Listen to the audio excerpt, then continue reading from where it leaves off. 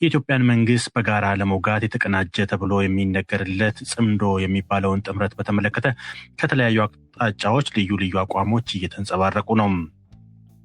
የኤርትራ፣ ትግራይ እንዲሁም የአማራ ኃይላትን ያሰባሰበ ነው የሚባለው ይህ ቅንጅት ወደ ከፍተኛ የትግል ደረጃ ስለመድረሱ ከትግራይ በኩል በግልጽ እየተነገረ ይገኛል። የኤርትራ መንግስት በትጥቅ ትግል ወይም በኃይል መወገድ አለበት የሚሉ የሀገሩ መንግስት ተቃዋሚዎች ይህ ጥምረት ጸረ ሰላምና ቀጠናውን የሚያተራምስ ውጤት ይኖረዋል ሲሉ አዲስ አበባ ላይ በሰጧቸው መግለጫዎች ተናግረዋል። በኬንያ የኢትዮጵያ አምባሳደር ባጫ ደበሌ ደግሞ ጦርነት ከተነሳ ቀጠናዊ ይሆናል ሲሉ ውጤቱን የኤርትራ መንግስት የሚባል እንዳይኖር ያደርጋል ሲሉ ማስጠንቅቀዋል። ጥምረቱንም አጣጥለዋል። ሰለሞን ሙጬ ተጨማሪ ዘገባ አለው ከአዲስ አበባ። የኢትዮጵያ መንግስት ከህወሓት ጋር ጦርነት ውስጥ በነበረበትና የኤርትራ ጦር ከኢትዮጵያ ጎን በተሰለፈበት ወቅት የጦር ጀነራል የነበሩት አሁን ደግሞ በኬንያ የኢትዮጵያ አምባሳደር የሆኑት ባጫ ደበሌ ናይሮቢ ውስጥ ለእንግሊዙ ዓለም አቀፍ መገናኛ አውታር ቢቢሲ በሰጡት ቃለ ምልልስ ህወሓትንም የኤርትራ መንግስትንም በብርቱ ተችተዋል። ጽምዶ የሚባለውን ቅንጅትም እንዲሁ። አሁን ባለው የሰሜን ኢትዮጵያ ሁኔታ ጦርነት ከተነሳ ቀጠናዊ ይሆናል ያሉት አምባሳደሩ ይህንን ተከትሎ ውጤቱ የኤርትራ መንግስት የሚባል አይኖርም፣ በአካባቢው የሚገኙ መንግስታትም ሆነ መልክዓ ምድሩም ይቀየራል ብለዋል።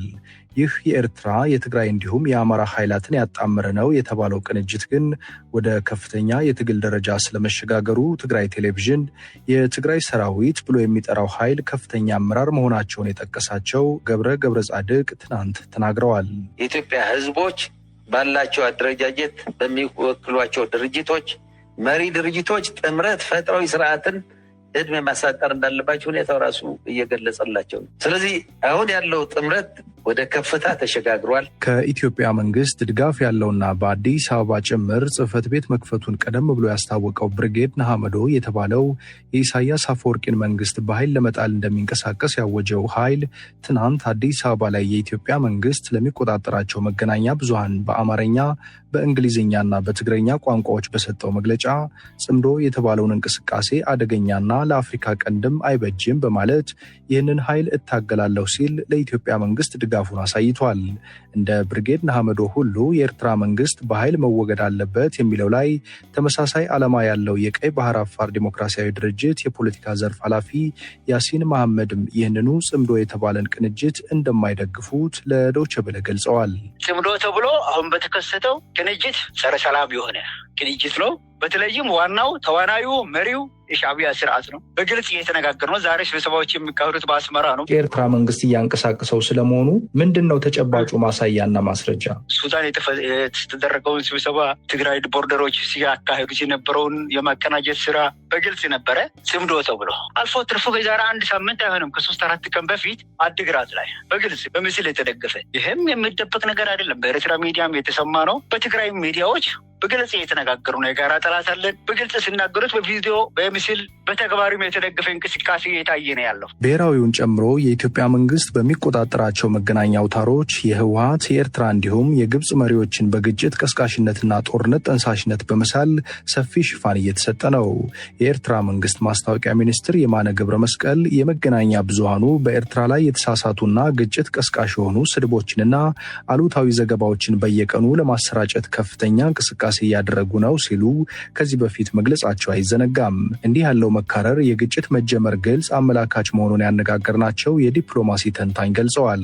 ተንታኙ ይህንን ያሉት በተለይ በፕሪቶሪያው ግጭት የማቆም ስምምነት ትጥቅ የማስፈታት ሂደትን፣ የሰራዊት መልሶ ማዋሃድን ስራዎች ይቆጣጠራል የተባለው የአፍሪካ ህብረት የክትትል ማረጋገጫና ማስከበር ተልዕኮ በስራው መቀጠል አለመቀጠሉ ላይ ጥያቄ በማንሳት ጭምር ነው። ፕሪቶሪያ ወደቀ ስንለው፣ ተነሳ ስንለው፣ አለ ስንለው፣ የለም ስንለው ቀርነን አሁን ሙሉ በሙሉ ሞቷል የምንልበት ደረጃ ላይ ተደርሷል። በተለይ ደግሞ ፕሪቶሪያ ተቆጣጣሪ ኮሚሽንን ማንዴት የኢትዮጵያ መንግስት ማራዘሙን ትቷል። ተከታዩ ዘገባችን እዚያው አዲስ አበባ ነው የሚያቆየን። የኢትዮጵያ መንግስት ሀገሪቱን በቀጣዮቹ ጥቂት ዓመታት ወደ መካከለኛ ኢኮኖሚ ደረጃ ለማድረስ አቅዶ እየተንቀሳቀሰ እንደሆነ ሲገልጽ ቆይቷል።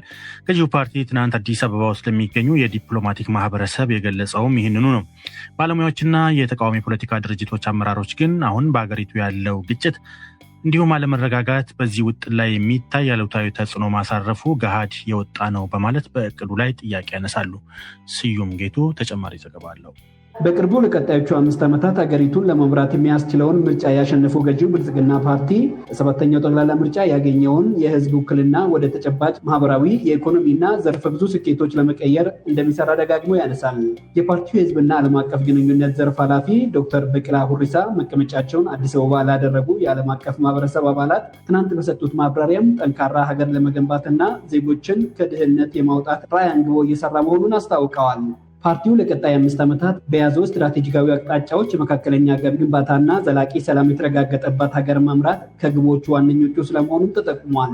ለዚህ መነሻ እንዲሆን በግብርናውና በአረንጓዴው ልማቱ ዘርፍ ተጨባጭ ለውጦች ስለመምጣታቸውም ተብራርቷል።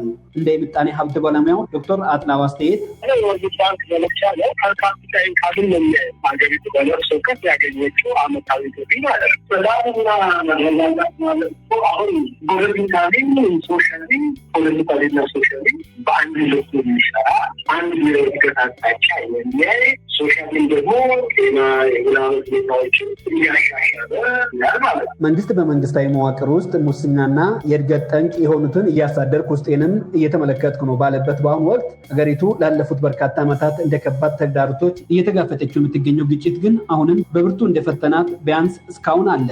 በስልጣን ላይ ያለው መንግስት ግን በተደጋጋሚ እንደሚገልጸው በግጭት አዙሪት ውስጥ ያለችውን ሀገሪቱን ወደ ልማትና እድገት እንደሚያስገባት በተለያዩ አጋጣሚዎች ይገልጻል። በቀጣዮቹ ዓመታት በአሁኑ ወቅት ታዳጊ ከሚባሉ አገራት ተርታ የተሰለፈችው ኢትዮጵያን ወደ መካከለኛ ገቢ ሀገራት ለማስገባት እንደምጥርም ያስገነዝባል። አስተያየታቸውን ለዶይቼ ቬለ የሰጡ የምጣኔ ሀብት ባለሙያው ዶክተር አጥላው አለሙ እንደሚሉት ግን አገሪቱ ከዚህ ህልሟ ርቃ የምትገኝ ይመስላል። በፊገር ለመንገድ ያስቸግራል፣ ግን አካሄዳችን ወደዛ የሚያደርሳ ጦርነት እያካሄድ ብዙ ሪሶርሶች እንደዚህ አይነት ነገሮች ላይ እያዋል ግጭት ማለት ሀብት ይፈልጋል፣ ሀብትም ያጠቃል። ሀብት ደግሞ በካፒታልን እያጠፋ አድጋለሁ ማለት። በእነዚህ ውጥኖች ላይ አስተያየታቸውን ያጋሩን ፖለቲከኛ ሙላቱ ገመቹ እንደሚሉትም አሁን ኢትዮጵያ ውስጥ ባለው ተጨባጭ ሁኔታ ወደሚፈለገው ኢኮኖሚያዊ እድገትና መረጋጋት ለመምራት መንገዱ አልጋ በአልጋ አለመሆኑ በገሃድ እየታየ ነው ባይ ናቸው።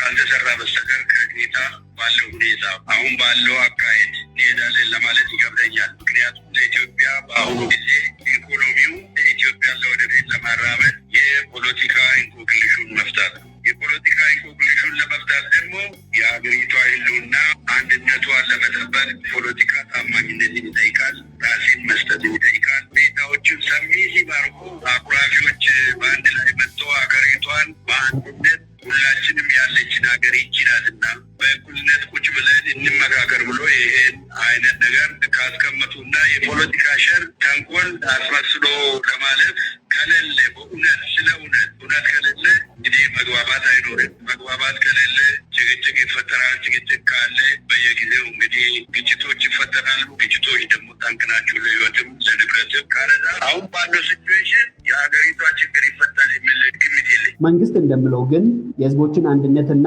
ዘላቂ ሰላም ማረጋገጥ ቅድሚያ የሚሰጠው ጉዳይ ሆነው አሁን ላይ 4000 ኢትዮጵያውያን እየተሳተፉበት የሚገኘው ሀገራዊ ምክክር ከዚህ አኳያ ስኬትን እንደሚያመጣም ይተማመናል።